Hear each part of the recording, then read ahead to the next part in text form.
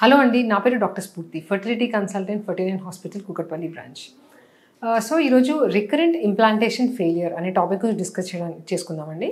So నార్మల్గా IVF అంటే embryo transfer చేసిన తర్వాత ఎంబ్రియో అనేది యూట్రస్కి అటాచ్ అవ్వాలి. అటాచ్ అయ్యి అది యూట్రైన్ ఏదైతే పొర ఉందో గర్భసంచి లోపల పొరని దాన్ని చొచ్చుకుపోయి లోపలికి వెళ్తుందండి. సో ఇంప్లాంటేషన్ అనేది అప్పుడు అవుతుంది. అండ్ నెక్స్ట్ 14 డేస్లో మనకి టెస్ట్ చేస్తే బీటా-హెచ్సిజీ అనేది పాజిటివ్ వస్తుంది బ్లడ్లో.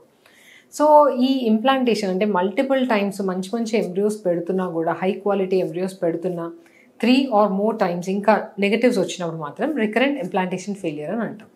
సో ఇలా ఎందుకు అవుతుంది అనే దాని గురించి డిస్కస్ చేస్తే, ఇప్పుడు నార్మల్గా ప్రెగ్నెన్సీ రావాలంటే మంచి ఎంబ్రియో ఉండాలి అండ్ మంచి యూట్రస్ లైనింగ్, ఎండోమెట్రియల్ లైనింగ్ అనేది నార్మల్గా ఉండాలి. సో ఈ రెండు ఒకవేళ అంటే ఇప్పుడు మనం నార్మల్గా ఐవీఎఫ్ చేసినప్పుడు మంచి క్వాలిటీ ఎంబ్రియో అనేది ఎంబ్రియో గ్రేడింగ్ అనేది ఎలా చేస్తామంటే బేస్డ్ ఆన్ మార్ఫాలజీ. అందరికీ జనరల్గా జెనెటిక్ టెస్టింగ్ చేసి ఎంబ్రియోస్ అనేవి పెట్టమండి. సో మార్ఫాలజీ అనేది గ్రేడ్ ఏ ఎంబ్రియోస్ లేదంటే grade A or B embryos పెట్టినా రావట్లేదు అని అంటే ఎందుకు అబ్నార్మల్ రావడానికి కారణం అంటే ఎంబ్రియో క్వాలిటీ బాగాలేదు అనడానికి. ఇప్పుడు ఎంబ్రియో ఫామ్ అవ్వాలంటే స్పర్మ్ ఎగ్ రెండు బాగుండాలి. సో ఒకవేళ ఎగ్ క్వాలిటీలో ఇష్యూస్ ఉన్నా, స్పర్మ్ క్వాలిటీలో ఇష్యూస్ ఉన్నా మనకి ఎంబ్రియో క్వాలిటీ మీద దాని ఎఫెక్ట్ పడుతుంది. అండ్ దానివల్ల నెగటివ్ సక్సెస్ అనేది చూస్తుంటాం. ఈ ఏజ్ పెరుగుతున్నప్పుడు ఏమవుతుందంటే ఆడవాళ్ళలో ఎగ్ నంబర్ తగ్గుతుంది, అలాగే క్వాలిటీలో కూడా ఇష్యూస్ ఉంటాయి. సో అలా ఏమన్నా ఎగ్ క్వాలిటీలో ఇష్యూస్ ఉన్నాయా అనేది చూసుకోవడం చాలా ఇంపార్టెంట్ అండి ఒకవేళ ఫెయిలియర్ అనేది చూస్తున్నప్పుడు. సో ఆ ఎగ్ రేట్ ఆఫ్ డెవలప్మెంట్ అంటే మనం ఐవీఎఫ్ ఇంజెక్షన్స్ ఇస్తున్నప్పుడు దాని డెవలప్మెంట్ రేట్ ఎట్లా ఉంది, అది గ్రోత్ బాగానే ఉందా, స్లోగా ఉందా అనేది చూసుకుంటాము. And also once egg pickup అయిన తర్వాత ఎగ్ క్వాలిటీ అనేది ఎలా ఉందనేది చూసుకోవడం చాలా ఇంపార్టెంట్. సో ఈ ఏజ్ పెరుగుతున్నప్పుడు కూడా ఈ ఇంప్లాంటేషన్ ఊరుకుకే రికరెంట్ ఇంప్లాంటేషన్ ఫెయిలియర్స్ అనేవి కూడా ఎక్కువగా చూస్తుంటాం యంగ్ ఏజ్ వాళ్ళతో కంపేర్ చేస్తే. అలాగే స్పర్మ్లో కూడా ఏమన్నా ఇష్యూస్ అంటే ఇప్పుడు మనం నార్మల్గా స్పర్మ్ క్వాలిటీ అంటే ఓన్లీ కౌంట్ కాకుండా ఒకవేళ స్పర్మ్లో డిఎన్ఏ డ్యామేజ్ అనేది చాలా ఎక్కువగా ఉంది, ఇప్పుడు నార్మల్గా డిఎఫ్ఐ టెస్ట్ చేసినప్పుడు అది more than 25 ఉంది అన్నప్పుడు కూడా స్పర్మ్ ఆ డ్యామేజ్డ్ డిఎన్ఏ వల్ల మనకి మంచి స్పర్మ్ క్వాలిటీ దొరకకపోవడం, దానివల్ల ఐవీఎఫ్ ఫెయిల్ అవ్వడం కూడా చూస్తుంటాం.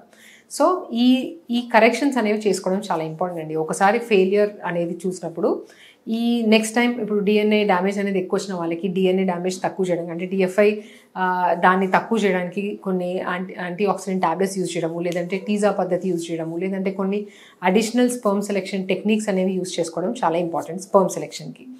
అలాగే ఇప్పుడు ఎగ్ స్పర్మ్ కలిపిన తర్వాత ఫామ్ అయిన ఎంబ్రియోని నార్మల్గా గ్రేడింగ్ అనేది చేసిన తర్వాత ఒకవేళ రికరెంట్ ఇంప్లాంటేషన్ ఫెయిలియర్ అనేది చూసినప్పుడైతే పీజీటీ టెస్టింగ్ అనేది ఒక అడ్వాన్స్ టెక్నిక్ ఉందండి. సో ఇలా మల్టిపుల్ టైమ్స్ మంచి ఎంబ్రియోస్ ట్రాన్స్ఫర్ చేస్తున్నా కూడా ఇంకా నెగటివ్స్ వస్తున్నాయి అన్నప్పుడు మనం జనరల్గా ఎంబ్రియో ట్రాన్స్ఫర్ డైరెక్ట్గా చేయకుండా ఆ ఉన్న ఎంబ్రియోని జెనెటిక్ టెస్ట్ పంపించి పీజీటీ అంటాము. సో ఆ ఎంబ్రియో జెనెటిక్గా నార్మల్గా ఉందా లేదా అని తెలుసుకొని ట్రాన్స్ఫర్ చేస్తే ఆ రికరెంట్ ఇంప్లాంటేషన్ ఫెయిలియర్ అనేది తగ్గించుకోవచ్చండి.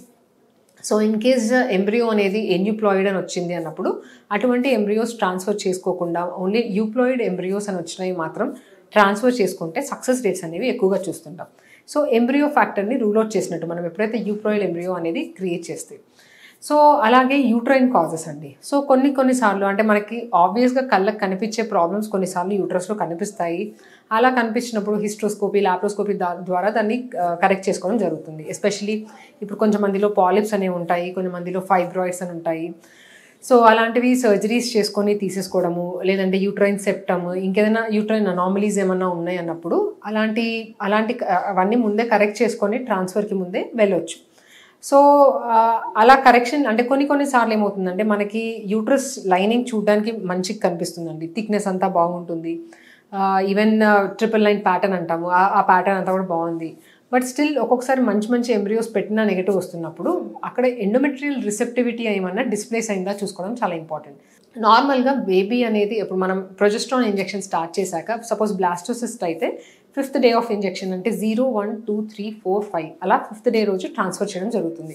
బికాస్ ఆ బేబీని యాక్సెప్ట్ చేసే విండో 5th డే ఓపెన్ అవుతుంది.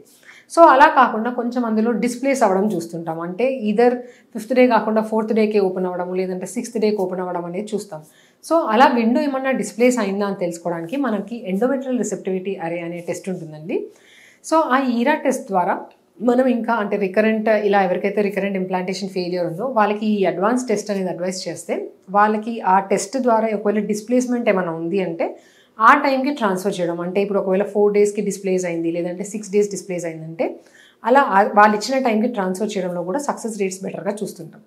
అలా కాకుండా కొన్నిసార్లు ఇమ్యునాలజికల్ కాజెస్ ఉంటాయి. అంటే మనకి కొన్ని యాంటీబాడీస్ ఉంటాయి బేబీని యాక్సెప్ట్ చేయకుండా ప్రివెంట్ చేస్తుంది యూట్రస్లో. సో అలాంటి ఇష్యూస్ ఉన్న వాళ్ళు అంటే ఇలా ఊరుకుకే ఫెయిలియర్ వచ్చిన వాళ్ళలో కూడా ఆ టెస్ట్లు చేస్తుంటాము.